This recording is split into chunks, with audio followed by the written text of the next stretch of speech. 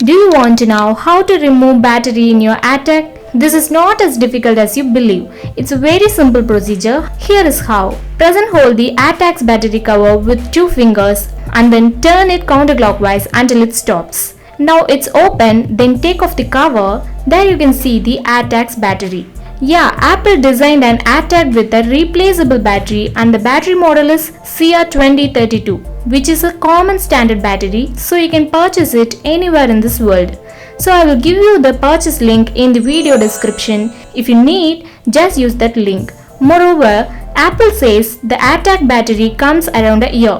However, many users reported that it doesn't reach that lifetime and the battery drained in a few days. This is a sad thing in the AirTag. Alright guys, I hope this video has been useful to you and I'm curious to know what you think. So let me know in the comments. For more tips, subscribe to iPhone Topics channel. Thank you for watching and don't forget to give thumbs up and I will see you in the next one.